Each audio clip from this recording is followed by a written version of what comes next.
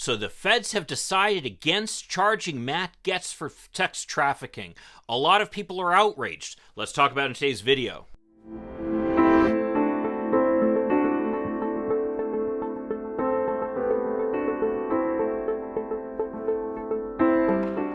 Hi, I'm Mike Greiner. I'm a lifelong Democratic activist who's concerned about the direction our country is taking. I'm also a lawyer and an academic, and I'm here to help you stand up to the BS of the MAGA crowd. So anyone who's seen any of the evidence against Matt Gaetz is pretty convinced that he probably was involved in sex trafficking. After all, the 17-year-old victim is quoted as saying she wasn't a victim. The problem with that is if you're 17, you cannot consent to sex with someone who's older than you.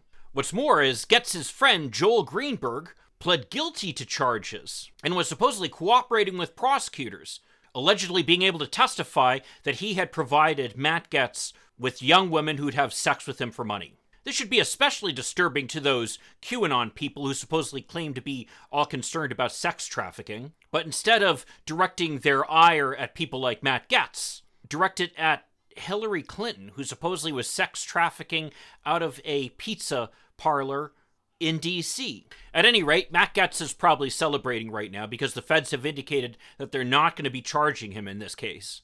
And that should make all of us wonder. I mean, does that mean that Matt Gaetz is innocent? And the fact of the matter is the answer is no.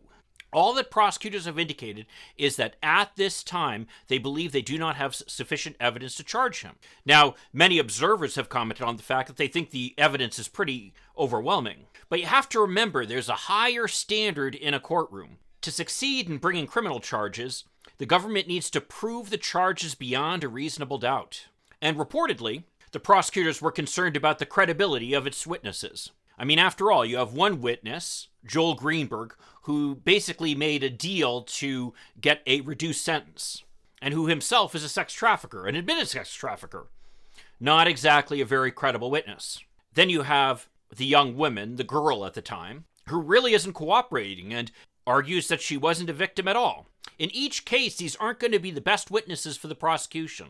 There's one more thing to remember, and that's that there is no federal statute of limitations for federal sex trafficking laws. As a result, 10, 15 years from now, if new evidence emerges or for some reason the young woman who is victimized by this scheme understands that she was a victim and not a participant in this scheme, then maybe at that time they'll be able to bring charges against him. It's not like this is just going to go away into the wind. And what's more is Gaetz knows this is always going to be out there. This is not a decision, as they say, with prejudice, which means barring a future prosecution. Instead, this is simply a discretionary decision on the part of prosecutors.